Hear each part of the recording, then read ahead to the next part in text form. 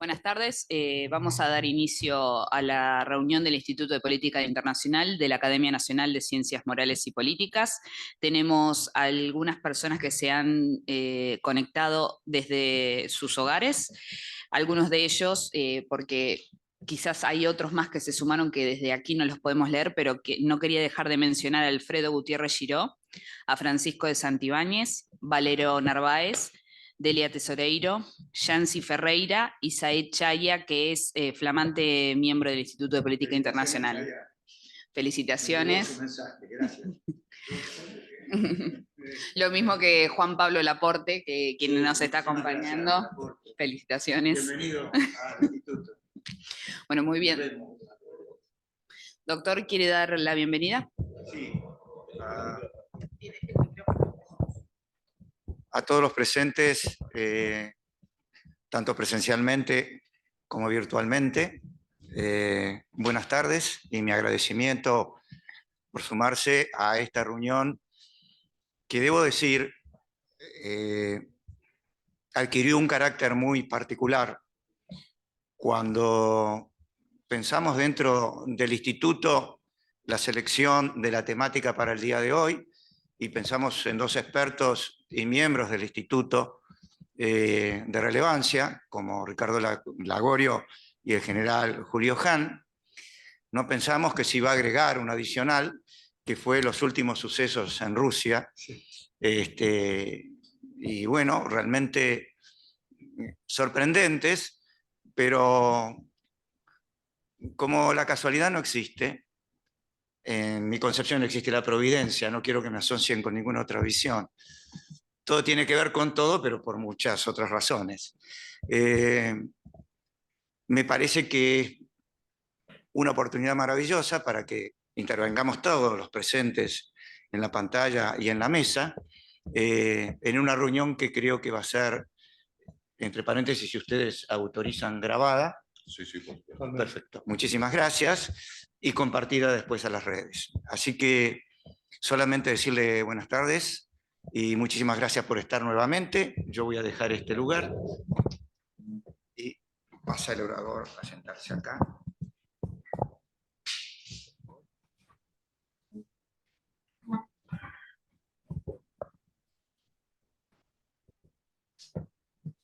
Eso. Bueno, buenas tardes, muchas gracias. Gracias al canciller Rodríguez Giavarini. Canciller es un título honorífico que nunca se pierde. Muchas gracias y gracias a todos los miembros del instituto y bueno, un gusto estar de nuevo con Julio compartiendo este cisne negro, ¿no? Porque realmente, como dijo el canciller Rodríguez Giavarini hace una semana, era un contexto y ahora es otro. Yo voy a empezar con una analogía, como toda analogía forzosa, y a ver si puede ayudar a entender el tema.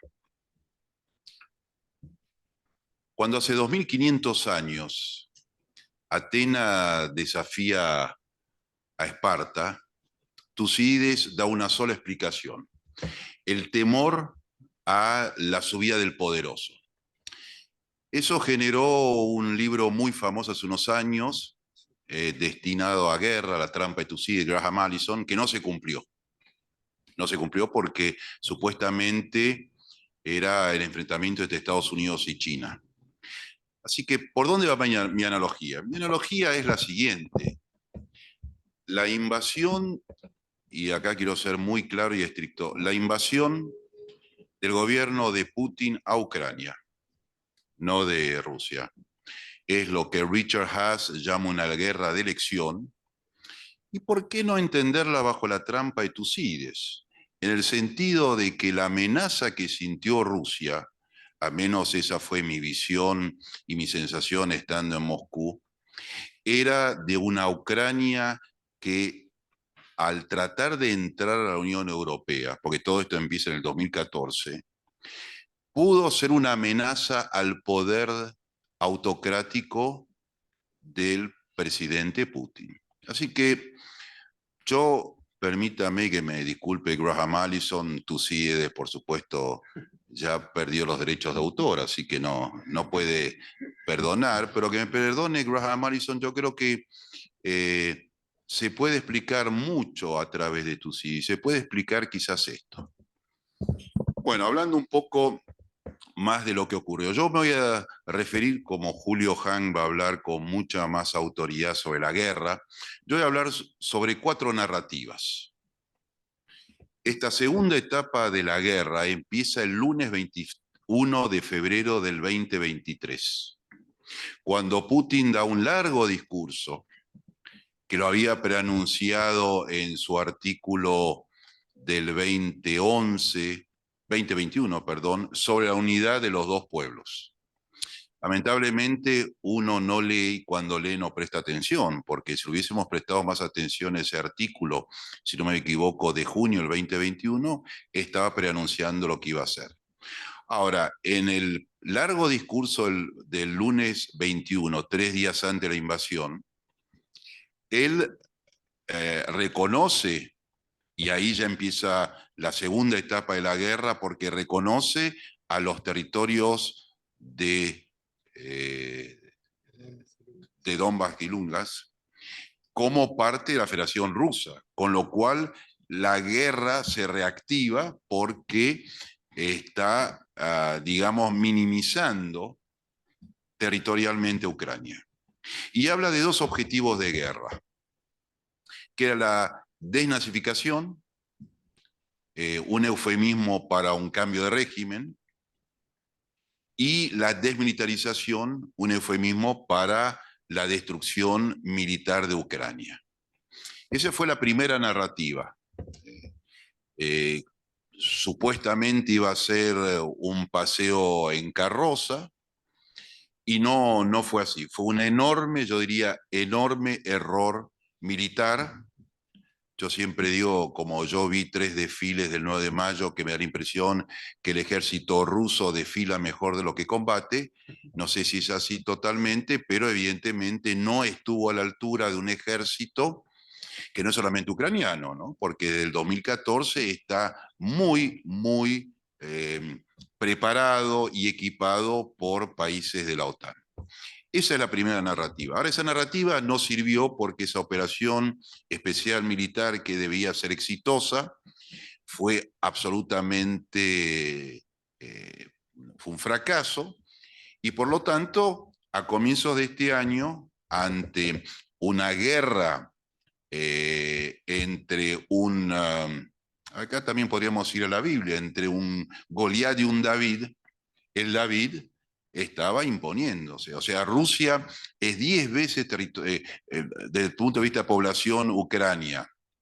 Militarmente yo creo que no hay capacidad de medición porque es un país nuclear, con lo cual cualquier medición es imposible de hacerla porque no hay parámetro de medición. Hay un país nuclear que junto con Estados Unidos son los países que mayor cantidad de armas nucleares tienen. Entonces, había esa enorme asimetría, pero esa guerra no funcionó. Putin a comienzos de este año cambia su narrativa y empieza con una narrativa mucho más en la historia tradicional rusa, que es la agresión externa. Una Rusia que no nos olvidemos que se considera un estado civilización, como otros estados en la actualidad.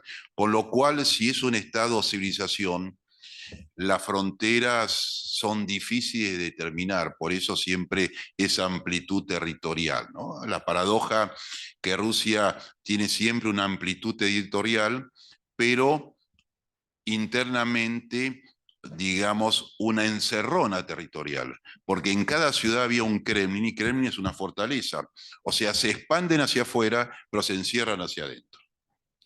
Algo muy interesante la psicología rusa. Ahora, ese segundo momento de narrativa es la amenaza a Occidente, el famoso Occidente global.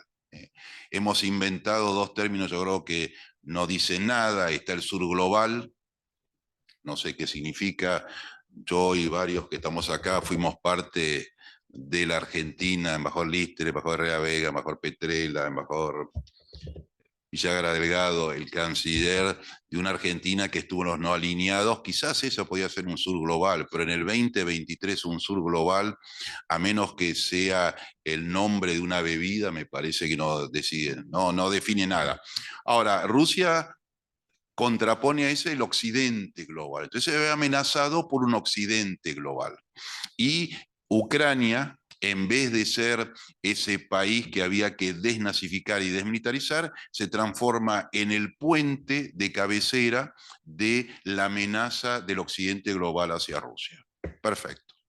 Ahora, en interín aparece un personaje muy interesante que es Prigozhin, con un grupo de mercenarios. Son mercenarios, que ya habían estado en Ucrania en el 2014 y que tienen negocios muy interesantes en África, en países como Mali, Sudán, la República Centroafricana, y se mudan o se instalan en gran número en Ucrania y combaten, yo diría, muy exitosamente, quizás más exitosamente que el ejército ruso. Eso genera algo que en la estructura rusa es inaceptable, que es una competencia y un desafío con el Estado, porque es un grupo mercenario que en el fondo está desafiando al Estado. El ejército, y por eso que la crítica de Prigozhin fue siempre a Shoigu, ministro de Defensa, y a Gerasimov, que es el jefe de Estado Mayor Conjunto, un gran experto en guerra híbrida, y nunca a Putin. Últimamente el conflicto avanzó después de los éxitos del grupo Wagner tomando Soledar y Lugansk. Y Lugansk, creo. Sí. Sí. Bueno, acá el experto militar.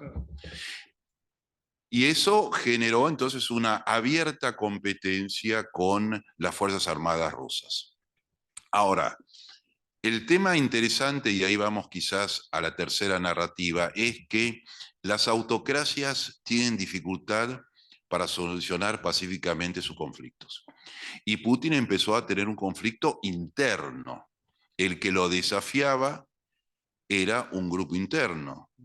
No solamente el occidente global, sino que este grupo de mercenarios, Wagner, mercenarios además, yo diría, aceptados por el Estado ruso, porque el ejército de mercenarios está compuesto por prisioneros y todo tipo de elementos que no entraban al ejército regular, muy bien pagos.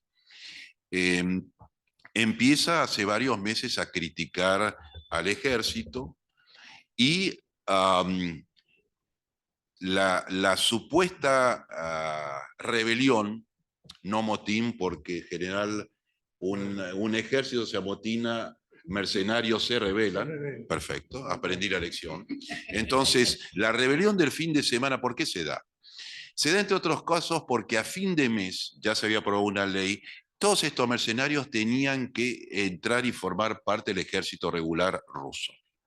Así que yo diría que lo que ocurrió el fin de semana, para mí no es tan importante eso, sino que lo obliga a Putin el sábado 24 de junio en un discurso muy breve a reconocer que hay un motín, que lo están cuestionando, y hace una analogía muy interesante con 1917.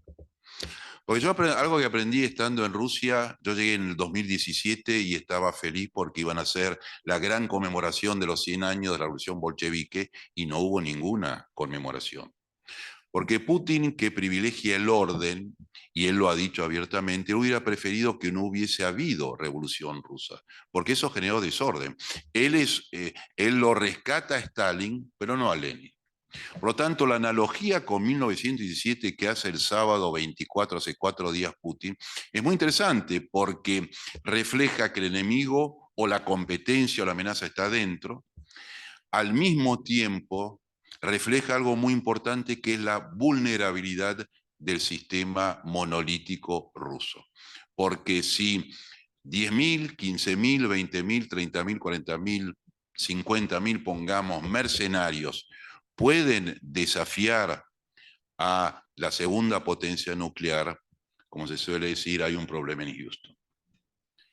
Ayer vuelve a hablar, agradece al pueblo ruso, a los factores de poder, la sociedad, los servicios de seguridad, que hayan reaccionado como hayan reaccionado en defensa de la madre patria, un término ruso siempre utilizado, y sin nombrarlo a Prigozhin. Y, entre paréntesis, yo en toda esta semana que se hablaba del enemigo interno nunca apareció Navalny. Interesante. Así que hay otros tipos de nuevo de amenazas al sistema ruso que para mí son muy interesantes. Y por lo tanto, Putin ayer reconoció que se evitó derramamiento de sangre. Los diarios hablan de que él hablaba de una guerra civil. Él no menciona el término guerra civil. Es un discurso que si uno entra a la web de la presidencia rusa, está en inglés, no está el concepto de guerra civil, pero sí él hizo todo lo posible en todo momento para que evitar el derramamiento de sangre. Así que voy terminando. Estas 4 narrativas, ¿qué demuestran? Primero, yo diría que en el siglo XX ninguna gran potencia, ni los Estados Unidos, ni Rusia, ni China, han sido exitosos militarmente. Lamento decirlo. It doesn't pay. La invasión nunca ha sido militarmente exitosa. Primera gran lección.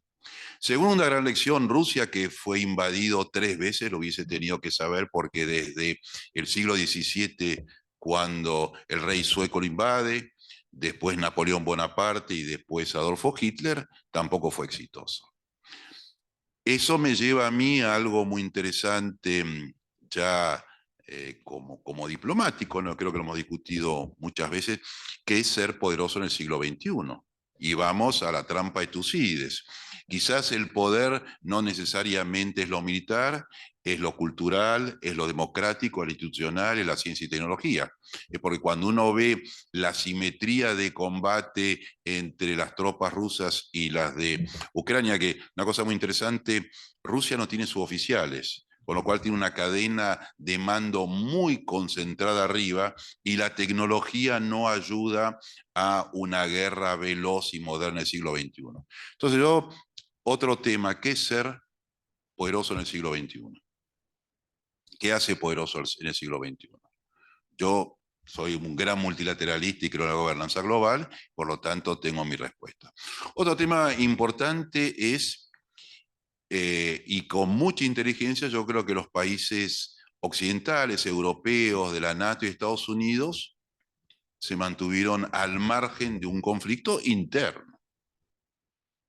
Porque en el fondo hoy Putin tiene 2 conflictos. El primero, y los 2 son of choice, como diría Richard Haas. El primero, la invasión a Ucrania, que yo creo que va a durar mucho porque Rusia no va a ganar esa guerra y Ucrania no la va a perder.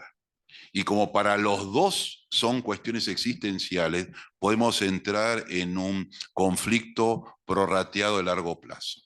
Ahora, ese conflicto, Putin inaugura un conflicto aún mayor, que es el desafío a su sistema monolítico de gobernanza rusa. Sí, yo creo que ese es otro tema. Otro tema también interesante es que muy pocos apoyos de los grandes países que supuestamente están más cerca de Rusia que de Occidente, ¿no? Así que, y termino acá, si sigue Julio, pues vamos a hacer preguntas y respuestas. Yo creo que lo que pasó el fin de semana es una manifestación de que la ecuación guerra-sistema político en Rusia se ha encaminado en una dirección que hace 1 año y medio o en enero del año pasado nadie preveía, salvo muy pocos, el presidente Putin invadiendo Ucrania, y como fue una invasión decidida por él, el costo político lo tiene que asumir él. Muchas gracias. Muchas gracias, señor embajador, señor canciller. Muchas gracias a ustedes por estar presentes. Después de lo que han dicho, poco me queda aclarar y lo que puedo hablar con alguna propiedad mayores de fierros, es decir, de cuestiones militares, pero quizás pueda meter esto dentro de algún concepto que sirva para reflexionar. En primer lugar, la trampa de Tucídides, que fue pensada para Atenas y para Esparta, había sido pensada luego para China y Estados Unidos, pero aquí nos encontramos con algo que es tocante, por lo menos para Argentina, que es que aquí vemos que una potencia nuclear es capaz de invadir cualquier territorio libre que no tenga armas nucleares o que no esté aliado a una alianza de fuerzas nucleares. Es decir, ¿por qué no actúa la OTAN dentro de Ucrania con Foots on the ground? Porque si pone tropas en el terreno, se pone enemistado, digamos, el enemigo de Rusia y consecuentemente puede recibir una agresión nuclear. Entonces, lo que nos ha quedado muy claro acá es que las potencias nucleares que están aliadas se defienden entre sí, los que están afuera, lo lamento, te podemos alimentar con algo, si estamos de acuerdo, con algo de materiales, pero los hombres que van a morir son tuyos y la infraestructura que vas a perder también. Así que ese es un poco el comienzo. En tropas, lo dijo claramente Ricardo, no había comparación. El ejército ruso tenía 2 millones, tenía al comienzo, ¿no? 2 millones de personas, más alrededor de 200 más, 2 millones y pico de reservas. Ucrania tenía 100.000 hombres, más o menos, que lo llevó a 200.000 en el momento de la agresión, pero 2 millones a 200.000. Esa era la comparación. Desde el punto de vista material, el ejército ucraniano tenía el mismo sello que el ruso, porque respondía al modelo soviético en cuanto a la dimensión de sus unidades, grandes unidades, y en cuanto al material bélico, tanques, cañones, aviones, lo que ustedes quieran, todo era de origen soviético. Es cierto que Ucrania había desarrollado sus propias fábricas y había modernizado los tanques recibidos de Rusia y había modernizado el armamento, y en fin, había hecho mucho para mejorar cosas que Rusia no hizo. Para algunos analistas, Occidente se ha tomado la siesta estratégica. La siesta estratégica porque durante los años desde que cayó el muro y Papá Charlie iba a controlar, solucionar todos los problemas y proveernos la protección, entonces ¿para qué gastar en defensa?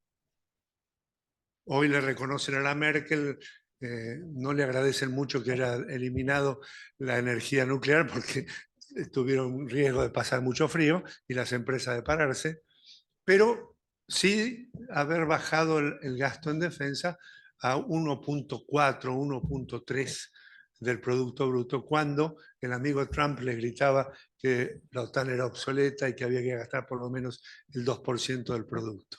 Bueno, la masa de los países de Europa no gastó 2% de su producto. El único que estuvo más cerca fue el Reino Unido, que ahora está haciendo también un gran esfuerzo por ayornarse. Un general inglés dijo, hará cosa de 7 años atrás, se acabaron las guerras industriales.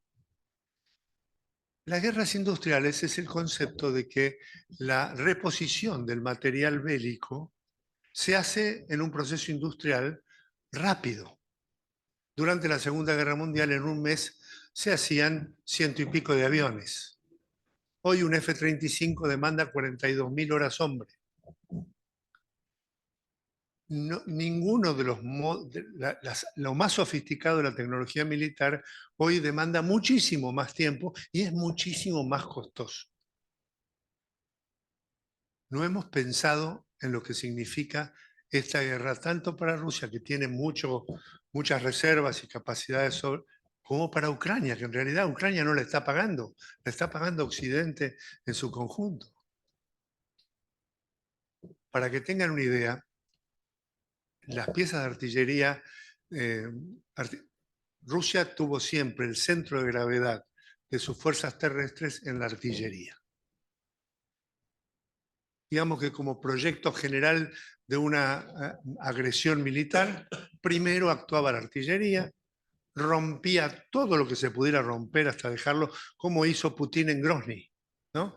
Grozny, Segunda Guerra de Chechenia, dicen que Grozny quedó de 1,10 m, una cosa por el estilo, todo lo demás lo destruyeron. Bueno, primero la artillería, una vez que la artillería había realizado su trabajo, las fuerzas blindadas entraban para eliminar los reductos y finalmente la infantería ocupaba y terminaba la acción. Bueno, aquí nos encontramos con que las piezas de artillería de Rusia habían quedado viejas. Han quedado viejas. Viejas. ¿Por qué? Porque Rusia se dedicó a lo nuclear. Rusia hizo un salto espeluznante con misiles hipersónicos, submarinos hipersónicos, una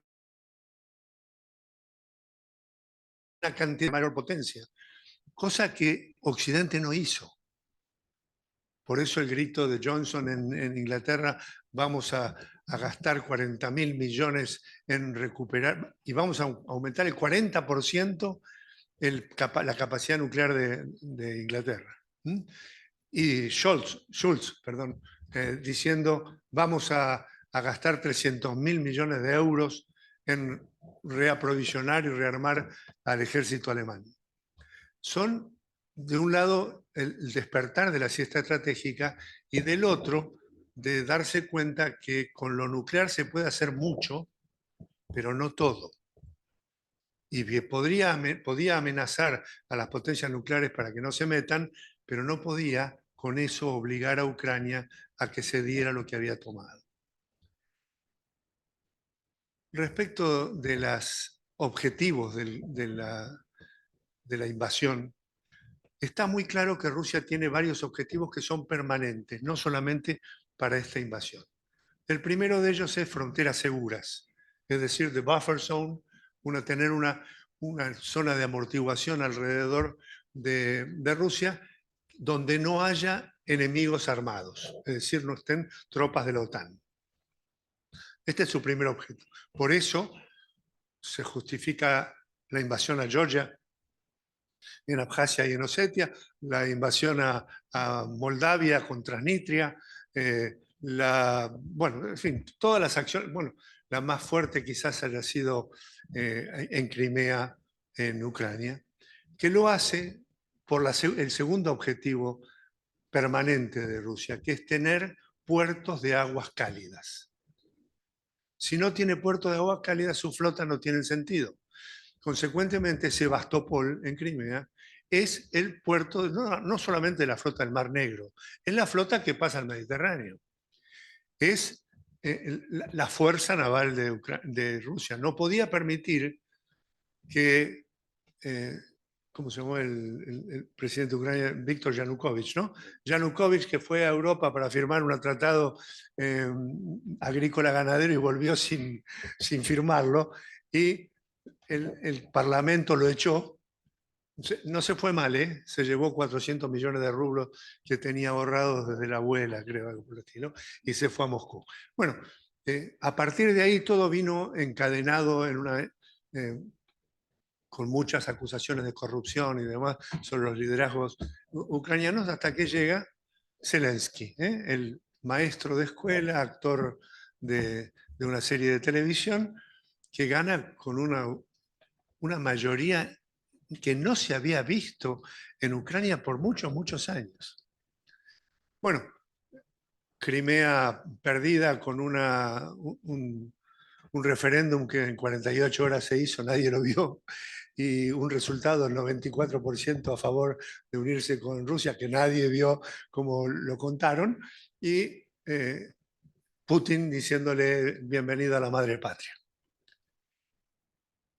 La necesidad de el Donbass, el sector industrial de Ucrania, era principalmente la de tener la carretera terrestre a Crimea, bordeando el mar de Azov, llegar a Crimea, porque el estrecho de Kerch, que es el que une el mar de Azov con el mar Negro, no tenía puente. Ahora lo tiene. Bueno, lo tiene en malas condiciones porque le pegaron los bombazos, pero ahora lo tiene. Entonces necesitaba un pedazo de tierra para llegar a Crimea.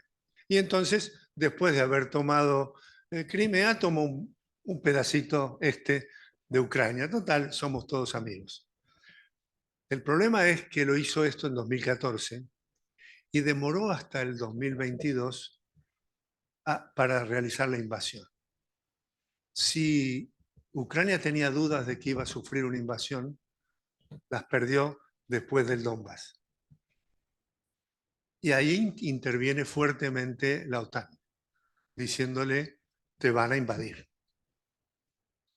Y esta situación no se va a prolongar mucho. Y se prolongó mucho. 7 años. 7 años tuvo Ucrania para mandar 68 batallones de sus fuerzas a Europa, a la OTAN, a certificarse como batallones modernos. Y fueron a Polonia, fueron a Rumania, fueron a Bélgica, fueron a Francia. Y volvieron certificados. Y el ejército que tenía esa impronta soviética cambió su organización totalmente y cambiaron sus armamentos. E hicieron algo que nosotros llamamos preparación territorial. Preparación territorial se hace cuando uno hace puentes donde no había o prepara voladuras en los puentes que hay. Y esto segundo es lo que hizo muy hábilmente Ucrania. La información de inteligencia que aparentemente habría tenido Rusia es que después de la, digamos, bienvenida dada en Crimea, donde casi el 90% de la población es de origen étnico ruso, en el Donbass, Donetsk y Lugansk tenían calculados, yo tengo unos gráficos que quería mostrar, pero alrededor del 40 y pico % de la población de etnia rusa, que las fuerzas rusas iban a ser bien aceptadas. Y esta es la única justificación que militarmente me permite aceptar que se hayan mandado desde el norte por 2 rutas directas hacia Kiev. De otra forma, no me explico. Hubieran maniobrado por Suni, hubieran entrado por Bielorrusia, hubieran hecho una maniobra envolvente, hubieran tratado de sortear lo que eran caminos cantados. Bueno, 65 kilómetros de columna blindada y motorizada en rutas directas hacia Kiev. Bueno, se rompieron los puentecitos, se rompieron todos los cursos de agua que cortan, interrumpieron la marcha y lo hizo en invierno. Todos los caminos alrededor, no se podían salir de la ruta, se quedaban los tanques, los vehículos a rueda también. Y la artillería ucraniana, que era la más importante dentro del ejército y sigue siendo, estaba preparada para hacer fuego de artillería sobre las columnas blindadas y motorizadas. Se calcula que perdieron en el orden de los 2.500, los 3.000 tanques y alrededor de 4.000 y pico de vehículos blindados en esa intentona de llegar a Kiev. Esto le costó la cabeza al líder militar ruso, fue reemplazado por el carnicero de Siria, el general que estaba controlando las tropas en Siria, que no mencioné. ¿Por qué está Rusia en Siria? No está para defenderlo al Assad, está porque el puerto de Tartus es en el Mediterráneo y es el otro puerto importante de la flota rusa. Y como si eso fuera poco, además le sacó, en la misma provincia en Siria, se llama la provincia de Latakia, le sacó una pista de aterrizaje de más de 3.500 metros en el lugar llamado Jaimemín. Así que Rusia tiene hoy frente a Europa un puerto en el Mediterráneo y tiene una pista de aterrizaje apta para todos los bombarderos pesados. Es decir, que saliendo los bombarderos de Moscú para llegar a Europa tenían que hacer refueling, o a la ida o a la vuelta, o a veces ida y vuelta, dependiendo del tipo de bombardero. Ahora no más. Ahora van, levantan vuelo, bombardean Europa y vuelven tranquilos a su base en Siria. Bueno, todo esto lo hizo en el 2015, fue a Siria, Rusia. Cuando se dan cuenta del error cometido, de que en Kiev no los esperaban con aplausos y que estos 7 años habían servido para cambiar la organización y los medios de Ucrania, era tarde, pero todavía había esperanza de hacer la maniobra por el este. Entonces las tropas se retiran hacia el norte, se libera Suni, un montón de ciudades importantes del noreste de Ucrania quedan liberadas y todas las tropas van a pararse detrás de lo que ya tenían dentro del Donbass, con la idea de avanzar hacia el oeste hasta los límites geográficos, políticos, perdón, de los dos dones, de los dos oblasts. Y si se podía agrandar algo más. En el transcurso de los combates empiezan los grandes duelos de artillería. En los duelos de artillería, la masa, la cantidad de munición que podía tirar por hora Rusia era infinitamente superior a la que podía tirar Ucrania. ¿Cortamos? Sí. Con conclusión, Ucrania pidió urgentemente, hizo una contraofensiva, que fue en agosto, no sé si recuerdan, se liberó la parte del noreste y la parte del sur. En total, alrededor de 6.000 kilómetros cuadrados fueron recuperados por Ucrania. Rusia hizo un reclutamiento forzoso de tropas, levantó los efectivos en el frente del Donbass a cerca de 300.000 y se preparó para avanzar. Y avanzó. Avanzó sobre todo en el sudeste, en el camino entre Crimea y el Donbass. Y estaba en esa situación cuando empezó a cambiar el clima, empezó a levantar la temperatura.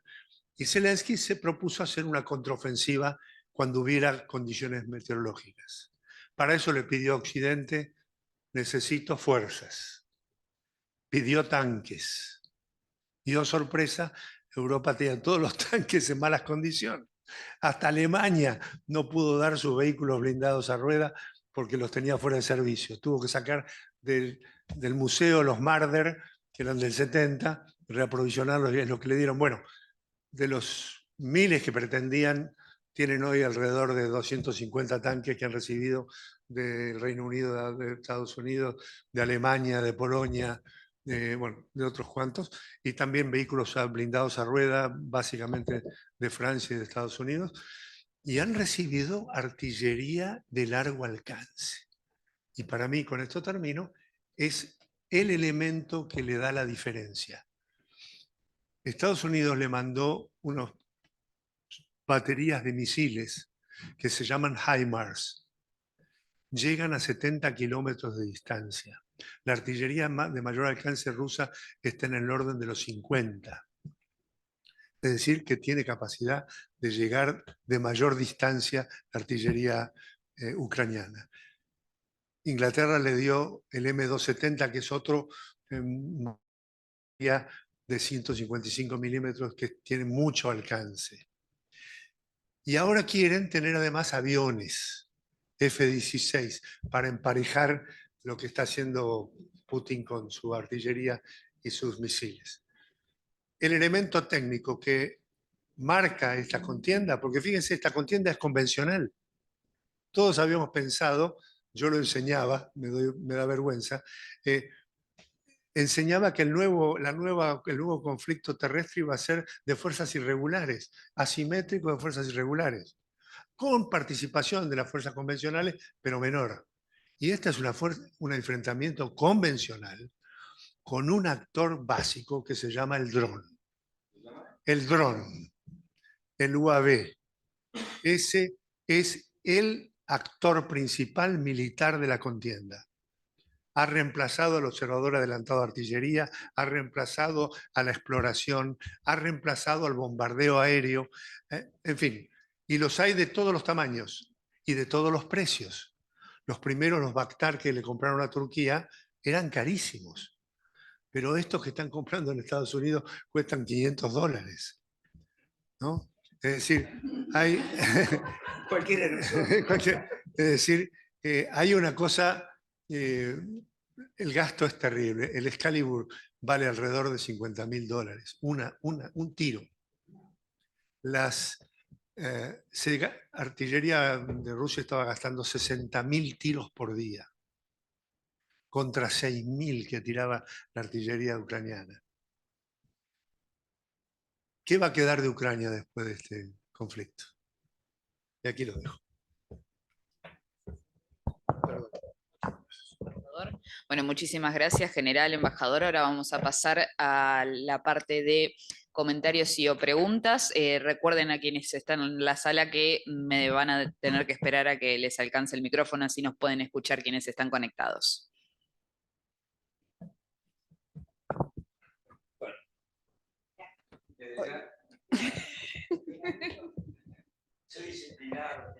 Bueno, gracias. Desde ya agradecerle a mis buenos amigos, el general Han y mi querido colega y amigo, por las excelentes exposiciones. Pero yo quería hacer unas pequeñas observaciones o comentarios, más que comentarios. Yo creo que Putin fue, estoy hablando de, no hablo de los últimos días, esto no lo sé todavía, muy popular por la guerra en Ucrania. Porque los rusos creen que Ucrania forma parte de Rusia. Es como si nosotros nos dijéramos una guerra entre ríos o corrientes. No, eso es Argentina. No. Bueno, además forma parte de la mentalidad rusa, del paneslavismo tan importante, que los consideran superior a la cultura occidental. Consideran, eso está Dostoyevski en el discurso de pidiendo los restos de Chejov, señala que frente a la corrupción, a la decadencia de Occidente, frente a la decadencia, perdón padre, no hablo yo, hablan los rusos, de la decadencia de la Iglesia de Roma frente a la pureza y la fortaleza de los valores cristianos reales que son los de los rusos, todo eso forma parte de la mentalidad rusa, Ruski Ducha, el alma de Rusia. Todo eso lo acompaña a Putin. Sin perjuicio de eso, hay que reconocer que siempre existió en Ucrania un sentimiento separatista, parcialmente separatista. Yo estuve en Ucrania, estuve en Kiev, 48 horas, así que con el 48 horas no puedo ser un experto. Sí, el canciller Di Tella me citó para una reunión de embajadores que tuvo 48 horas, pero tuve 24 horas libre y recorrí, es una ciudad bellísima, Kiev. Cuando fui al museo, noté la diferencia que había, la gran influencia polaca que se notaba en occidental en la pintura frente a la rusa, sin perjuicio de que los grandes pintores rusos son de origen ucraniano. Y los grandes escritores, Gogol era ucraniano. Bueno, pero todo esto explica en buena medida el espíritu ruso con que se mueve. El patriarca ruso, Kirill, a quien tuve la oportunidad de conocer porque él era el encargado con las relaciones con los extranjeros, con los diplomáticos. Y como la Argentina es uno de los países que tiene más ortodoxos, conmigo tenía un mayor trato que con otros. Dicho sea de paso, la mayoría de los ortodoxos eran ucranianos que viven situados en misiones, pero ella era la Unión Soviética. Bueno, él ha dicho que Putin ha sido un envío de Dios para mantener a la grandeza de Rusia. Todos estos sentimientos rusos hay que explicarlos, hay que entenderlos, hay que tener... Rusia cree que hay una conspiración histórica de Rusia contra Rusia. La guerra de Crimea, en la que Inglaterra, enemigo principal, Francia, enemigo, pero un grado menor, se alían al infiel, al musulmán, a Turquía, para derrotar a Rusia. ¿Por qué? Porque tienen miedo de Rusia. Rusia es naturalmente expansionista, tiene una visión casi mesiánica. Bueno, todo esto implica que la guerra fue popular en Rusia, más allá de la ineficiencia que demostró, como bien dijo el general Han, pero bueno, no quiero hablar, porque se hablar muchísimas cosas. Pero yo creo una conclusión. Yo creo que la primera cosa es que acá esto es una derrota de Rusia. Ya hay una derrota de Rusia. No una derrota militar, una derrota política, moral, interna de Rusia. La Rusia que ganó, que ganó la mayor batalla de tanques del mundo en Kursk, que le ganó a Alemania. La Rusia que venció en Stalingrado. La Rusia que tomó la Reichstag, que hizo flamear la bandera roja en la área del Reichstag. ¿Dónde quedó ese honor, esas cosas que ellos permanentemente exaltaban? Se sienten como humillados, es una cosa muy doloridos. Entonces, yo creo que ya hay una derrota, no militar, estoy hablando de militar, sino política, moral de Rusia con esto. Yo creo que otro dato importante que hay que descantar es el refuerzo, el renacimiento, usando la palabra, de la NATO, que el señor Macron, el presidente Macron, le agradece a Putin. Dice, esto es eso gracias a Putin. Esto, le debemos después de que la NATO estaba francamente en una situación muy crítica, por la crítica permanente del presidente de Estados Unidos.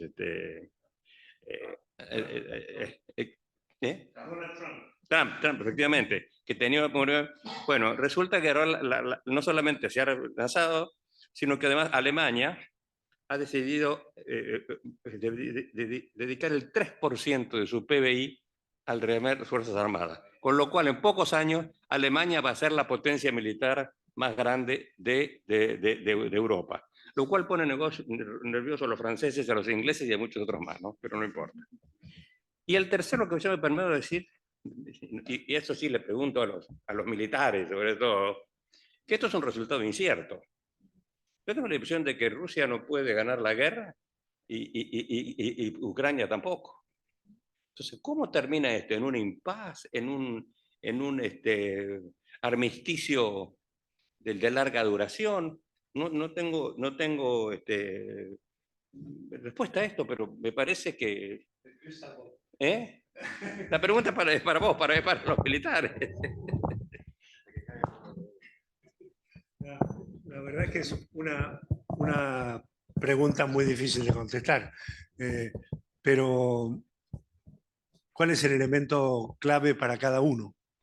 Para Ucrania son los recursos humanos. Ellos están perdiendo en esta contraofensiva cantidades de personas muertas y heridas en unas cantidades que no se dan a conocer, pero son importantes. Más todos los que han perdido desde que comenzó el año de guerra, más del año de guerra. Para Putin ese no es el elemento más importante. Y tampoco lo es la economía.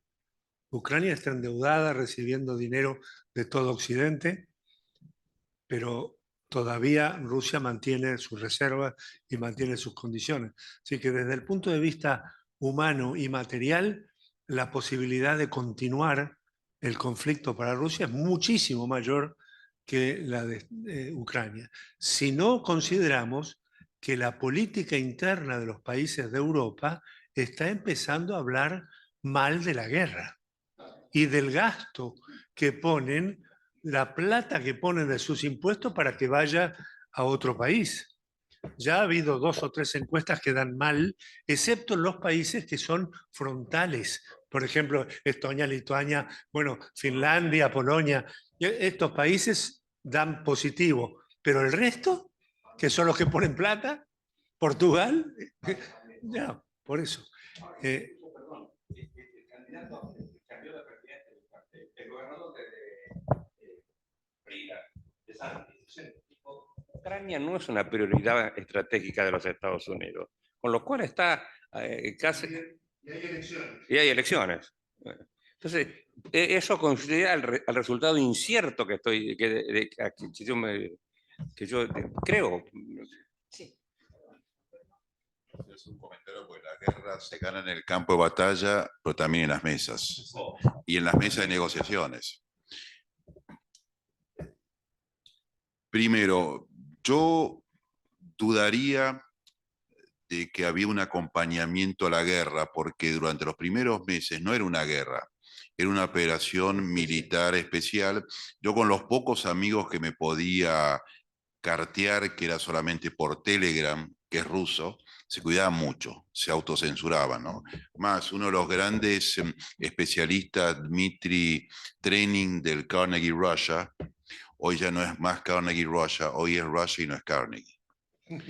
Entonces, y nosotros lo vivimos en las Malvinas, ¿no? Las Malvinas que fue sacando, digamos, la heroicidad de las Fuerzas Armadas, fue un ilícito internacional, pero los argentinos tuvieron que acompañar si no eran traidores, con la diferencia de que en esa época no iban 15 años presos el ruso. Así que yo eso creo que no, es difícil medir porque no hay opinión pública libre en Rusia. Y el tema de Ucrania se había roto hace tiempo porque la iglesia ortodoxa ucraniana rompió y es autocéfala, ¿no? O sea, Kirill ya no es más el patriarca de Moscú y todas las Rusias, es el patriarca de Moscú y de una Rusia. Entonces, ahora, yendo a la guerra, como yo lo dije, yo creo que uno no puede ganar y otro no puede perder. Ahora, hay algo mucho peor. Claro, yo no lo veo con ojos militares. Un presidente miembro permanente del Consejo de Seguridad con armas nucleares no puede ir a las Naciones Unidas. Entonces hay un tema muy importante que yo creo que sí hace a la guerra nueva, que es el efecto cancelación. Sí. Putin ha sido cancelado. Y yo creo que ese es un elemento muy novedoso y yo me atrevería a decir que más allá que los chinos no rompen el sistema internacional como los rusos sistemáticamente lo han roto, los chinos no, son mucho más sutiles. Yo creo que Xi Jinping se va a cuidar mucho porque hay otros mecanismos de victoria y uno de ellos es la cancelación. Hoy Putin no puede ir y para ellos el recorrido de organismos internacionales era fundamental. Hoy Putin ha perdido su prestigio, ha perdido su influencia y lo peor, no solamente no va a ganar la guerra externa, tiene problemas internos, yo insisto en eso. O sea, Prigozhin es el reflejo del resquebrajamiento del sistema monolítico, con lo cual más allá de otros debates, me parece que en el siglo XXI, aún las autocracias, ir a la guerra tiene un alto costo, porque ¿qué es lo primero que hizo Putin? Cerró todas las redes sociales. Y aún así, las redes sociales tienen autonomía. Entonces, sí estamos en una guerra muy distinta. Satellogic, una empresa argentina, está en guerra, participó de la guerra. O sea, estamos en un conflicto novedoso, como dice muy bien a un profesor francés que yo sigo, no es una guerra mundial, la primera guerra mundializada. Es la primera guerra mundializada. Tuvimos dos guerras mundiales que no fueron mundiales. Esta es la primera guerra mundializada. Entonces eso es algo nuevo que yo creo que otros países lo van a ver con mucho cuidado. Y lo último, ¿cuánto va a durar? Es muy difícil que haya en el campo militar una ecuación que permita que eso sea trasladable a una mesa de negociación. Y eso es lo que no se ve y que difícilmente se vea. Esta mesa va a ser una mesa de negociación si en la calle ya ninguno de los dos bandos podemos darnos por vencedores. Mientras eso no ocurra, la ecuación que se traslada a una mesa de negociación no se da. Y eso por ahora no se ve. Un par de comentarios nomás. Uno es una pregunta que es crucial y creo que lo que vos decías, Ricardo, de que este conflicto ahora que es interno, creo que para Rusia es muchísimo más grave que lo otro, coincido totalmente, porque uno de los problemas más grandes que se pueden presentar, y vos, Noli, también lo has vivido allá, es la disolución de Rusia. La disolución de Rusia no es solamente un peligro para Rusia, es un peligro para todos, porque así como fue la disolución de la Unión Soviética con todas las repúblicas estas asiáticas que cada cual puede dispararse por donde quiera. Efectivamente, hay todos estos nuevos jefes de canatos que son dictaduras prácticamente unipersonales. Si eso además se disuelve de esta federación, esa alianza que todavía más o menos existe, pero además si empiezan a disolverse casos como Chechenia, que vos mencionaste, Grozny, para Europa eso puede ser una catástrofe, no solamente para Rusia, eso puede ser un problema enorme para todos, va a ser un problema enorme para China, tener a todos esos vecinos que tienen por ahí musulmanes, ellos ya tienen el problema en Xinjiang y evidentemente eso va a ser de una dimensión diferente. Esa es la primera pregunta, ¿qué puede pasar con esas fuerzas que pueden terminar preocupando a todos, no solamente a Rusia? Y segundo, Europa. Los alemanes los alemanes dijeron que van a incrementar el presupuesto en 100.000 millones de euros. Nunca dijeron 300.000 y hasta ahora no han puesto ninguno, ni de 200.000. Justamente parte del problema es que todavía no han puesto un peso y justamente esa es una de las discusiones que hay entre Lindner, el ministro de Finanzas, que es del partido del liberal, y el Partido Socialista y los Verdes. Es decir, las declaraciones son una cosa y otra cosa la puesta en práctica. Y eso de lo que vos decías de los tanques, se sabía cuando empezó la guerra, es decir, Alemania no tenía ningún tanque en actividad porque el gran dividendo de la caída del muro de Berlín fue que Alemania tuvo que no gastar no poco como gastaba antes, sino nada durante 30 años. Y en esos 30 años se consolidó como el país más rico de Europa, el que manejaba todo, el euro es el Deutsche Mark, que le podemos llamar como quieran, pero pasó a ser la moneda, el euro, el Deutsche Mark pasó a ser la moneda de toda Europa, y eso fue una ganancia enorme. Lo mismo la cuestión de recibir el gas, la cuestión de que la barbaridad de depender de Rusia, la barbaridad de vivir gratis en energía cuando todos los demás tenían que dejar el alma en eso. Eso es lo que permitió que Alemania se desarrollase como se desarrolló entre el 90 y el 2020. Esa es la realidad. Ahora, el tema también es que para Alemania una guerra con Rusia no es lo mismo que para todos los otros. Es decir, Bismarck ya le dijo al Kaiser, a Guillermo I, después de Sedan, que la única manera que el Deutsche Reich pudiese seguir era que no tuviesen ninguna guerra con Rusia, cosa que el nieto en la década del 14, no, ya Bismarck estaba debidamente muerto, no siguió y así fue. Le fue a él, desaparecieron ellos, el imperio austrohúngaro, el imperio ruso y el turco de Yapa, los cuatro. No quedó ninguno de los cuatro imperios. Entonces, y es una cosa que para los alemanes es algo que lo tienen muy presente. Es decir, no es lo mismo, por eso los franceses, los españoles, los británicos, todos están lejos. Es más, Europa, Alemania occidental, toda la zona del Rhineland tiene una posición mucho más crítica con Rusia y todo, porque están 800 kilómetros más hacia el oeste. Y es una cosa que no es un tema menor. Y creo que para Europa, la otra cosa, y con esto termino, lo de la muerte cerebral de Macron, de la OTAN, que evidentemente una vez más se equivoca, pero lo cierto es que lo que también va a pasar es que la dependencia de Europa de Estados Unidos va a ser mucho mayor. Y no se está notando con el caso de Rusia porque la presión es grande, pero sí con el caso de China, donde ahora han tenido que empezar a recular Macron, von der Leyen y todos los demás yendo a China, porque las empresas alemanas son las que están decidiendo de que esto que no hay que tener vinculaciones cercanas con China es simplemente inviable, porque, por ejemplo, Volkswagen vende el 40% de su producción en China, muchos de ellos producidos en China. BMW, que estaban con el tema que no se podía, con las restricciones ya antes, con Xinjiang, porque por el tema de los yogures, que yo directamente fue a instalar una planta en Xinjiang para vender autos BMW en China. Así que en este año, no este año, el 22, que hubo una presión del Ministerio de Economía alemán para que no se siguiese invirtiendo en China, las empresas no siguiesen invirtiendo en China, tuvieron un incremento durante la guerra de Ucrania del 13% de las inversiones alemanas en China. Así creo que esa es la otra cosa, que el efecto que va a tener esto va a ser una cosa en la dependencia o en el vínculo con Estados Unidos, de Europa me refiero, una cosa es con Rusia y otra cosa con el actor que realmente es el actor central, que es China. Y Pedro, porque lo de qué puede pasar con una desintegración de Rusia, no sé, porque además la Unión Soviética se desintegró con Gorbachev. una disolución con Putin puede ser muy distinta, ¿no? Muy distinta.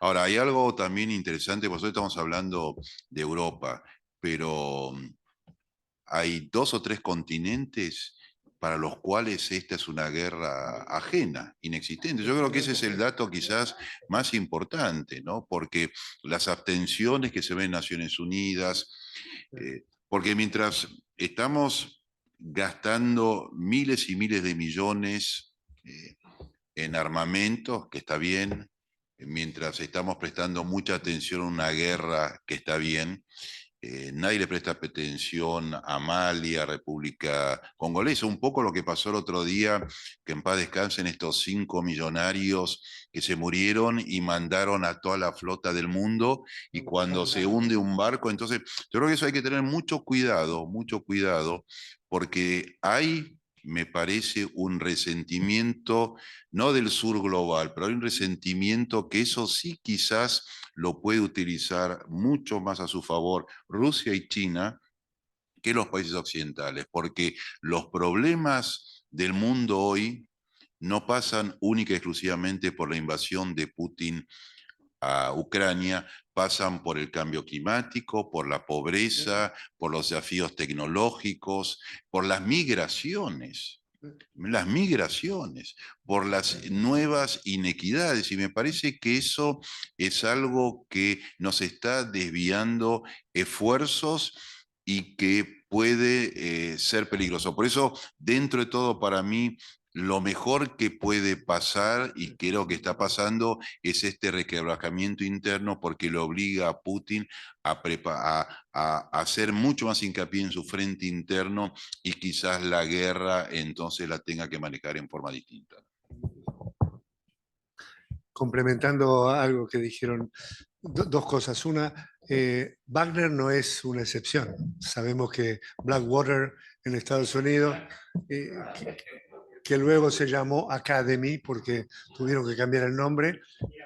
No, hay 75 abiertas, lo que se llaman Corporate Warriors Companies, que se dedican a esto.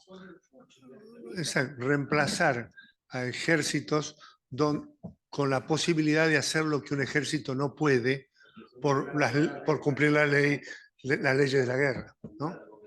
Exactamente.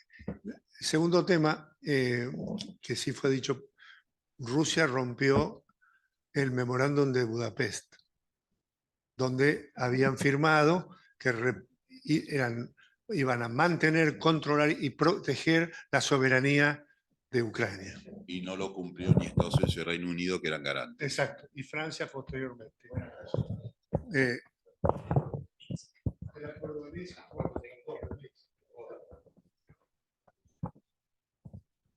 ¿A quién? ¿A mí me da la palabra? Estaba levantando la mano, ¿no? Sí. Fue un rictus, pero...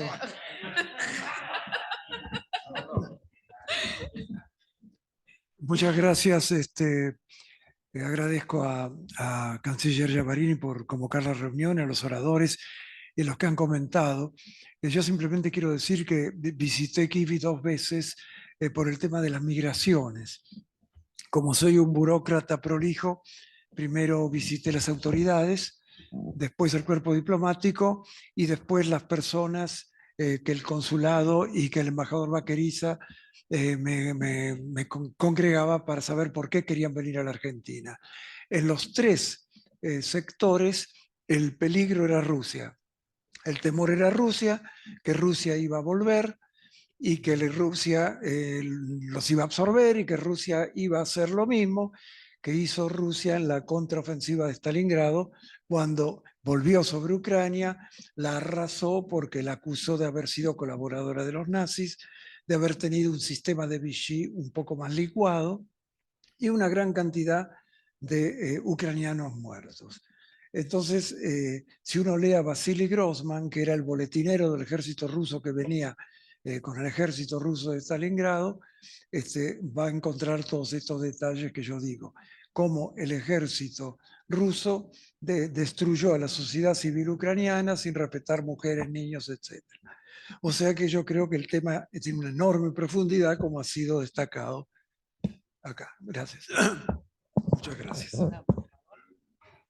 Comentario mirando a futuro. Rusia no es ni Occidente ni OTAN, pero es Europa. Si Rusia no vuelve a Europa, no hay Europa. Eso es el gran desafío a futuro, y el gran desafío es no confundir. El problema es exigirle a Rusia que sea Occidente, que sea democrático. La mitad del mundo no leyó a Hobbes, Locke o Rousseau. No perdamos el tiempo. Exijámosle sí que cumpla con los derechos humanos, porque hay una Convención Internacional de Derechos Humanos, pero no hay una Convención Internacional de Democracia, salvo en la OEA y en la Carta Democrática firmada por el canciller. Entonces, me parece que eso es fundamental. El futuro pasa por la reincorporación de Rusia a Europa, y mi experiencia es que los rusos quieren ser europeos. No hay oligarca. Patrushev, el gran monje negro de Rusia, el hijo ministro de Agricultura, estudió en el Reino Unido. O sea, los oligarcas tienen a todos sus hijos estudiando en Europa. Hoy no pueden. Y creo que no les gusta que estudien en Qatar, con todo respeto al mundo árabe. Entonces, el gran desafío es cómo vuelve Rusia a Europa, porque Europa sin Rusia no es Europa.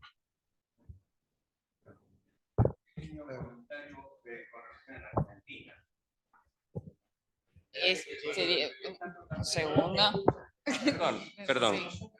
No, perdón. Es para la gente que está conectada. En este momento, contra Ucrania, ha organizado un grupo que hoy está en crisis, del señor Prigozhin, ¿cierto? Que es un grupo no militar. Si en la República Argentina se produjera una situación similar, el ejército argentino tiene prohibido actuar contra un régimen, contra un ataque como el de Prigozhin.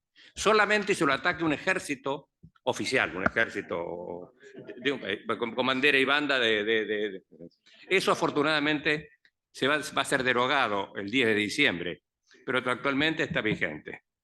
Pero estos son los disparates que hemos llegado, es a actuar una cosa como esa.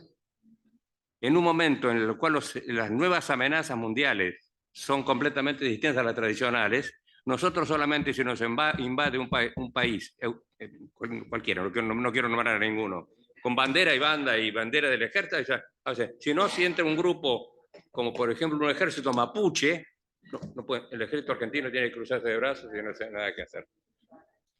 Perdón,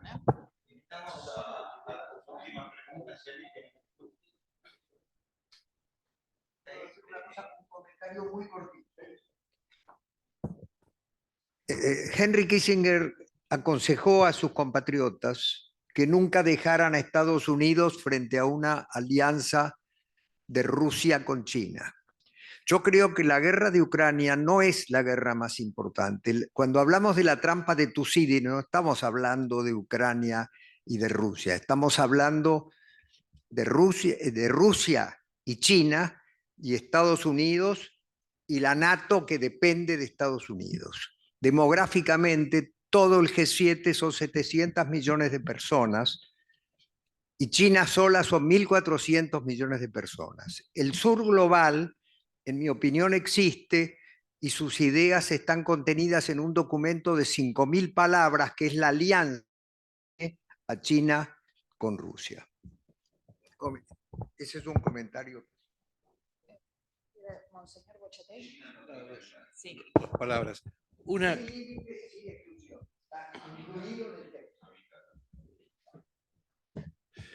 Yo no, muy breve. Gracias, realmente interesantísimo. Y yo dejaría una pregunta que tal vez pueda ser ingenua, ¿no? Pero ¿quién está pagando a las tropas de estas, no digo la gran ayuda general, ¿no? Sino exactamente eso.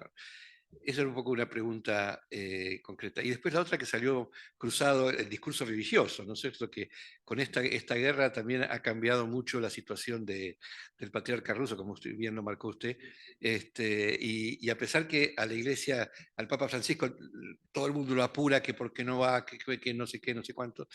No obstante que han ido ya 7 delegaciones, ¿no? Presididas por cardenales, Incluso uno de ellos fueron bombardeados, que casi pierde la vida el cardenal que había ido.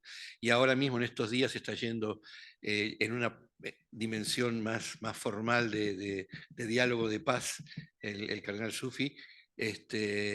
Y el hecho que quedó muy olvidado, porque fue bien al principio de la invasión, cuando el Papa fue a la embajada rusa, ¿no? Ese hecho que es único en la historia de un Papa, que tocó el timbre en la embajada, no podían creer que estaba paradito ahí en la puerta, y no sabían ni cómo recibirlo, ¿no? O sea que el Papa fue a Rusia, entre comillas, entrando a la embajada, el primer día, diciendo, ¿qué están haciendo? ¿No? ¿Qué va a pasar? Porque se preveía que esto iba a ser largo e inconsistente en la solución, y se abre también, que queda abierta, porque no hay una definición todavía, cómo va a ser todo ese movimiento religioso ruso, que paradojalmente es muy fuerte, ¿no? Con la ortodoxia rusa.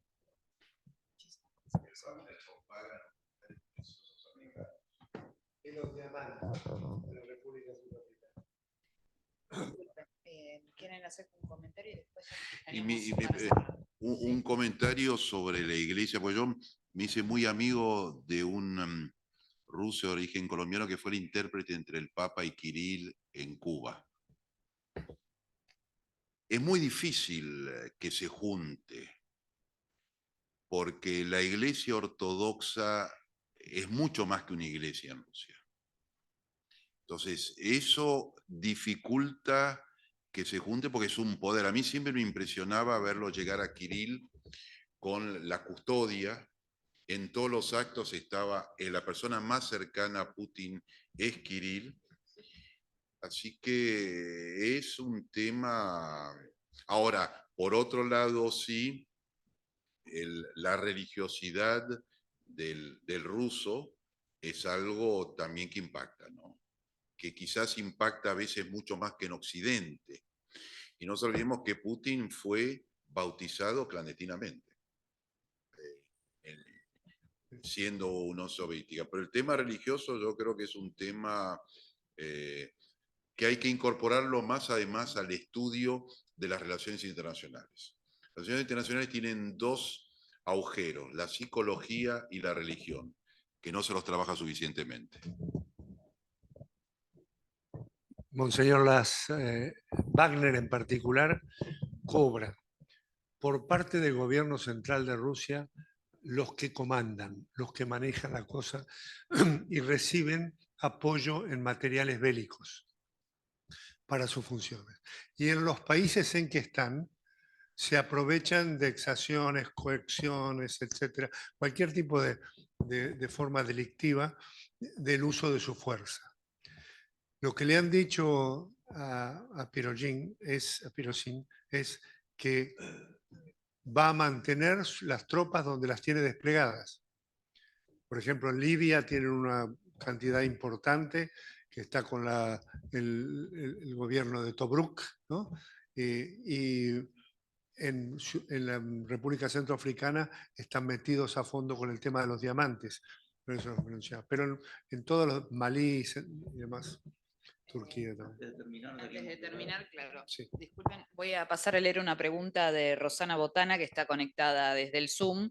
Es, ¿la consolidación del bloque BRICS puede definir la guerra Ucrania-Rusia?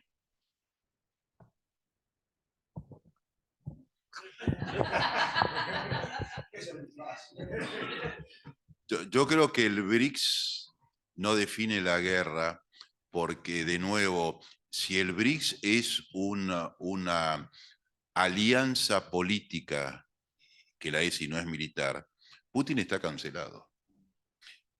Putin está cancelado. O sea, el BRICS de Goldman Sachs ya no existe más. Hoy el BRICS está identificado con una invasión y por eso es que, digamos, en la Argentina este coqueteo con el BRICS no es bien visto por mucha gente. Así que yo creo que el BRICS puede generar a los que ya está ciertos condicionamientos, pero no creo que tenga ningún impacto en la evolución de la guerra, al contrario. Es la cancelación de Putin en el plano diplomático y político es algo que al BRICS le cuesta.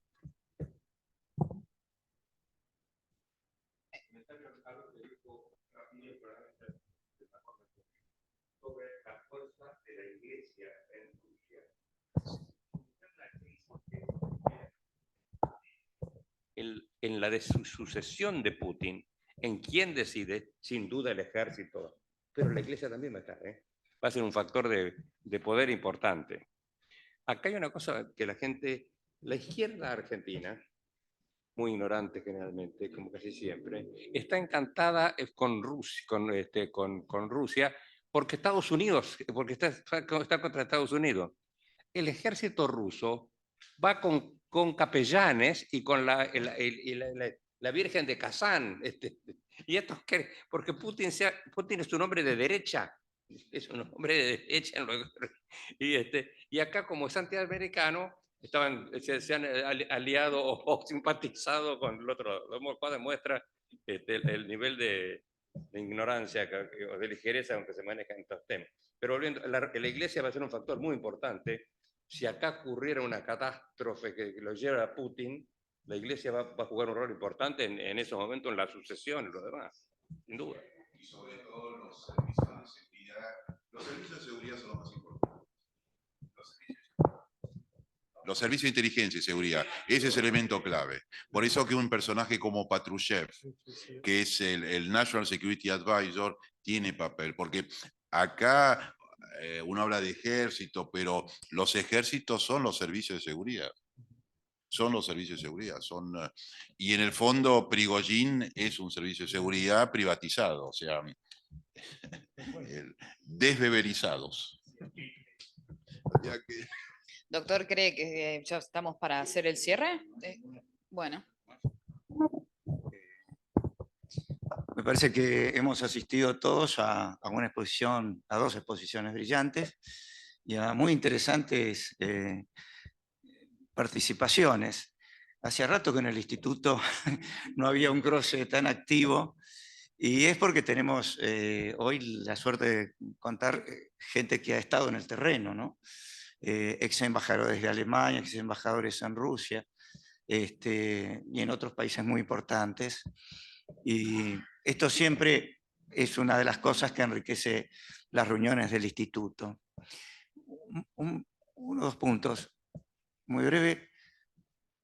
Recientemente, hace unas poquitas semanas, he regresado de Roma y del diálogo interreligioso y una participación notable en este congreso, porque es un congreso de más de 100 personas, que se desarrolló 2 días antes de la clausura y luego la visita y el diálogo con el Santo Padre.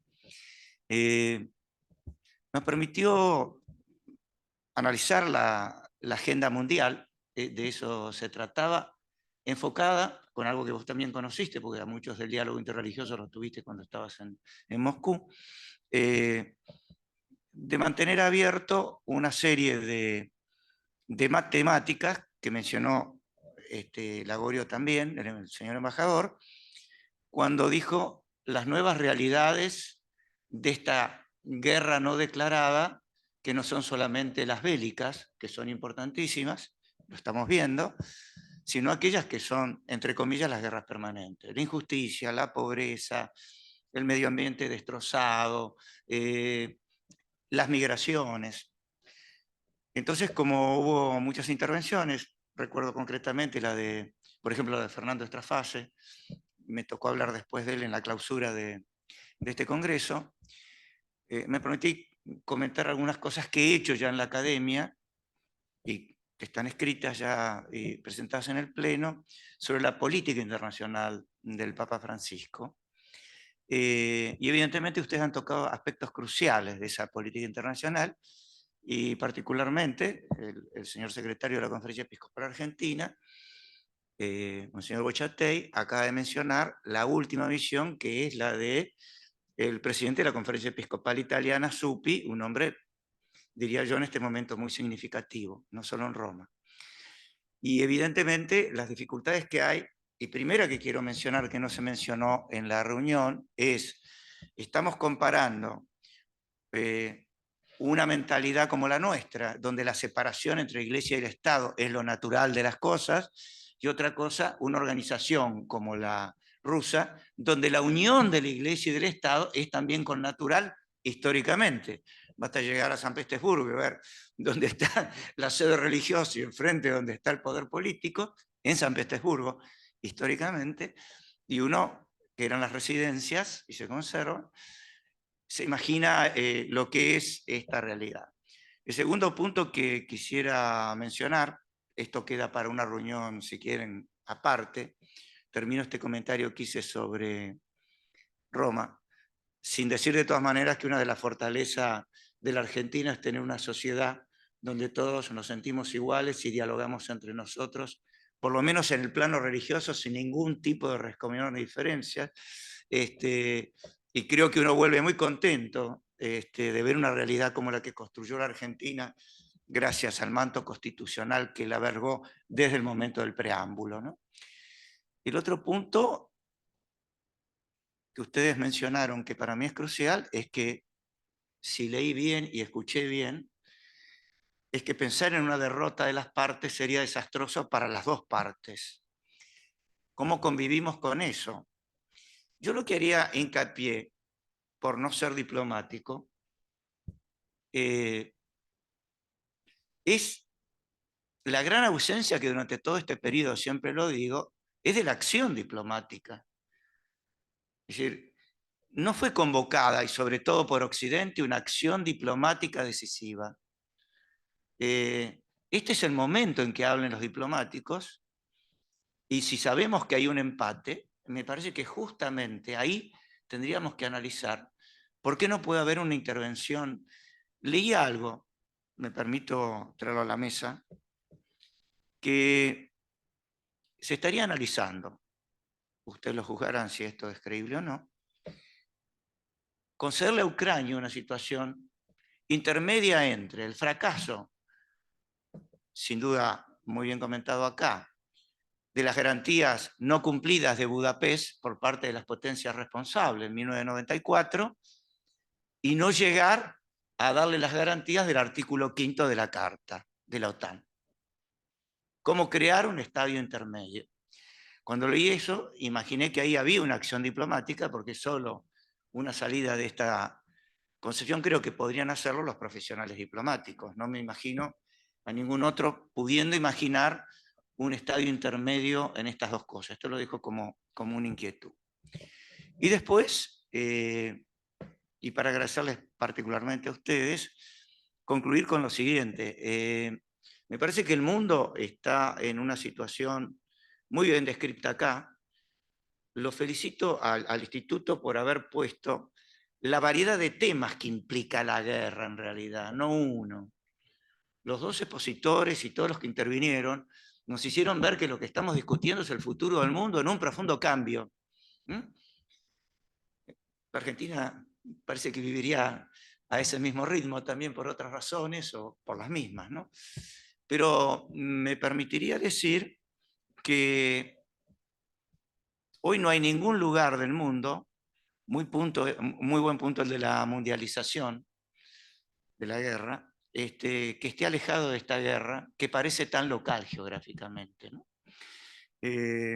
Así que yo les invitaría a todos ustedes a que me hagan llegar. Nosotros cada año, ustedes saben que hacemos un temario del instituto y lo presentamos a la consideración y sobre eso se organizan las reuniones.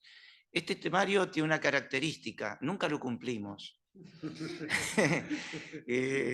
Y por una razón muy evidente, el temario nos cambia, lo hacemos en diciembre, en enero tenemos otra realidad. Fijamos una reunión para hoy y me habían cambiado los argumentos en una semana.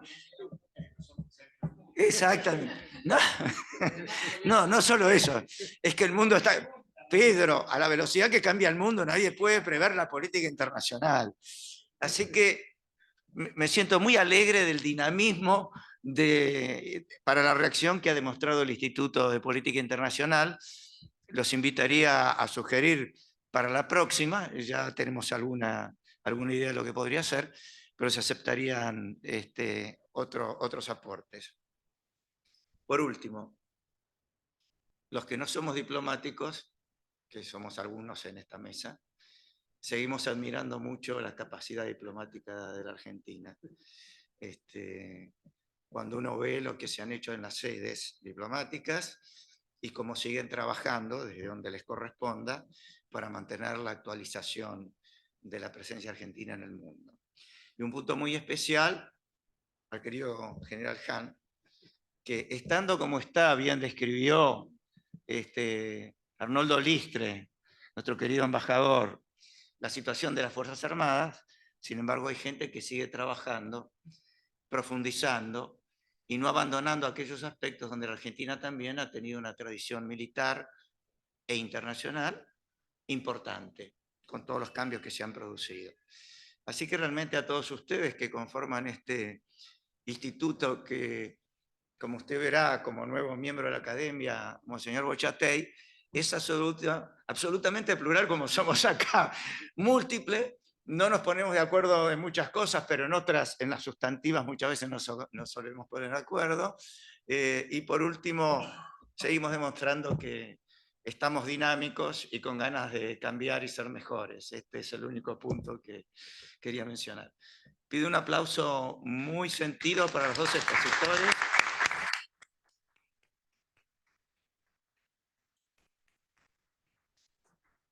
Incluye a todos los presentes, por cierto. De acuerdo a una